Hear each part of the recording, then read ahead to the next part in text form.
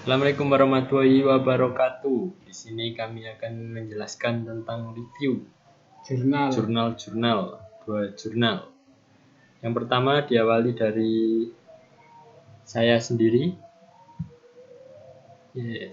Saya Rahmat Fahmi Putra dengan NIM 1810200-203. Dan saya Muhammad Abdullah dengan NIM 181080200-282. Oke. Di sini saya akan menjelaskan atau mereview jurnal tentang model interface untuk situs pemerintahan e-government.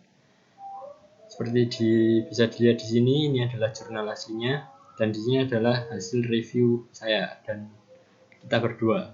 Iya. Nah, di sini bisa terlihat nama jurnal itu jurnal tentang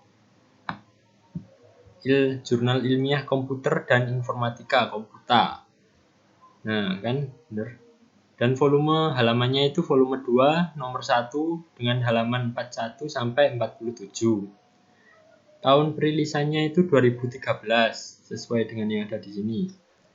Penulisnya itu Istiqomah yang berasal dari program studi teknik informatika Unikom Bandung.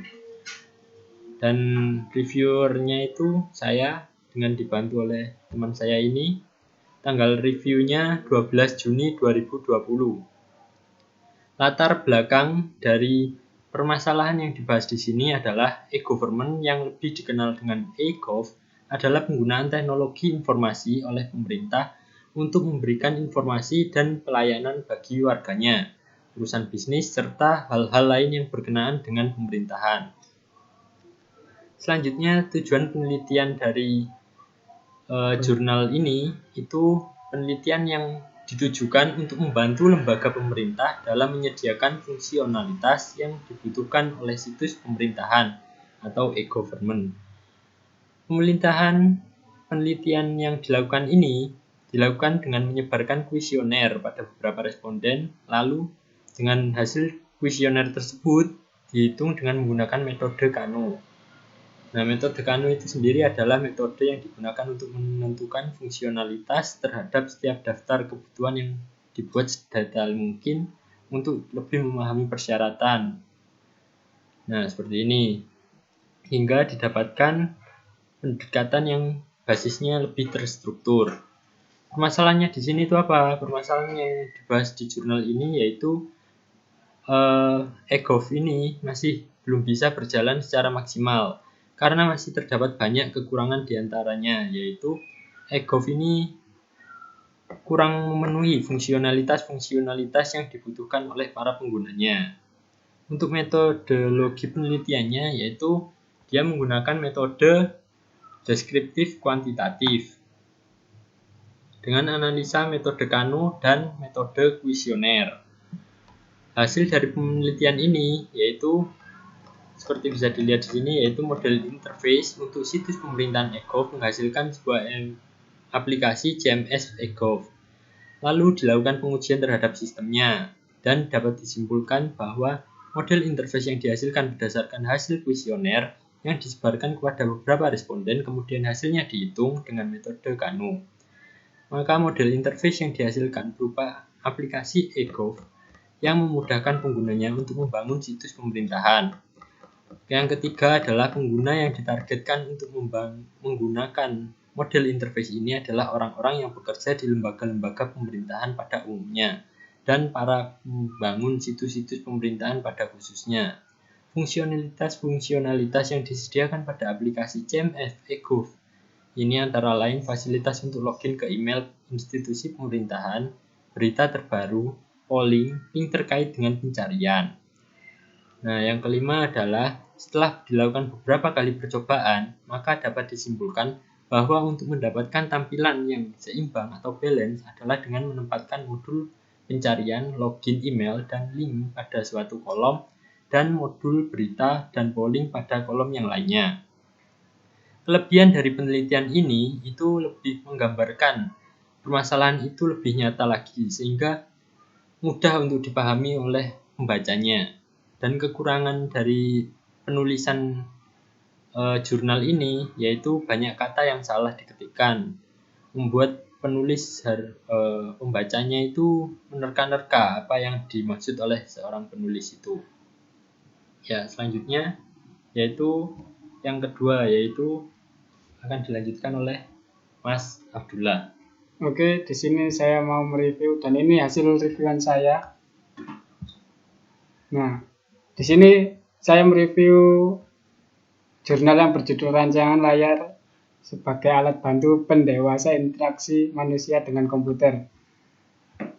Yang bisa dilihat di sini. Terus nama jurnalnya dari Faktor Exata di sini. Volume dan halaman volume 8 dan nomor 2 dan 181 sampai 185. Tahun penerbitannya 2015. Penulisnya Abdul Mufti yang ada di sini. Terus reviewer saya sendiri Muhammad Abdullah beserta teman saya. Tanggal review 12 Juni.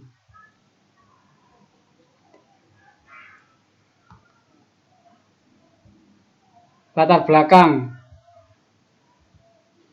Perkembangan teknologi informasi semakin pesat dan menyebar ke seluruh dunia, termasuk Indonesia, bahkan sampai ke pelosok atau daerah.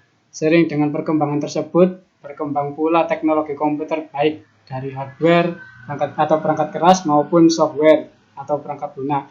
Perkembangan teknologi komputer diikuti dengan pengembangan interface antarmuka oleh para praktisi atau pengembang.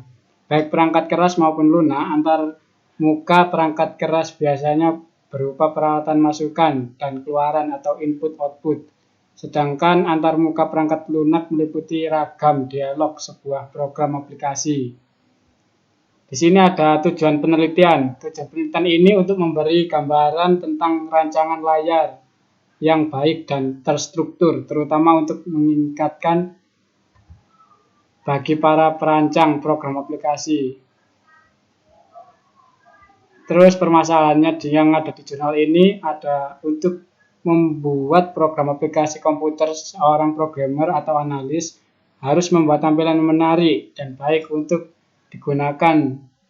Rancangan tampilan biasanya dibuat dengan tahapan-tahapan. Salah satu tahapannya yaitu dengan membuat rancangan layar.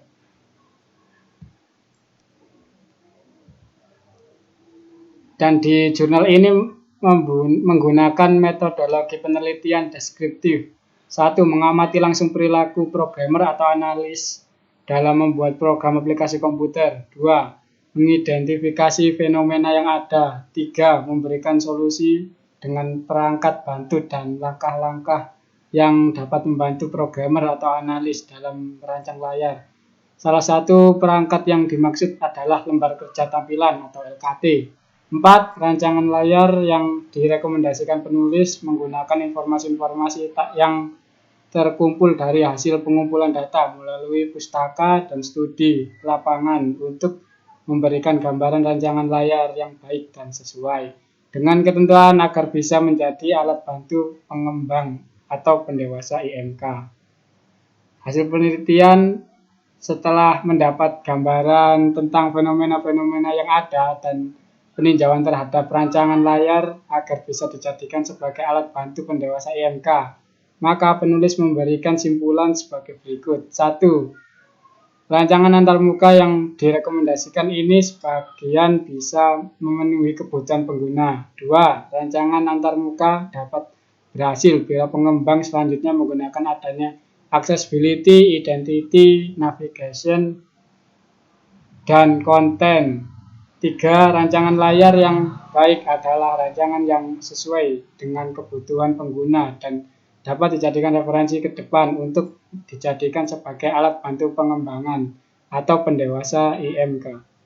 4. Dokumentasi sangat diperlukan untuk setiap kegiatan dalam merancang layar untuk penggunaan di masa yang akan datang. 5. Pengguna alat bantu, referensi dan langkah-langkah yang benar sesuai dengan prinsip pendewasa IMK dapat menghasilkan rancangan yang bisa memberikan kepuasan pada pengguna. Kelebihan menurut saya mudah untuk dipahami, kekurangan pemilihan judul terlalu tinggi dan susah dipahami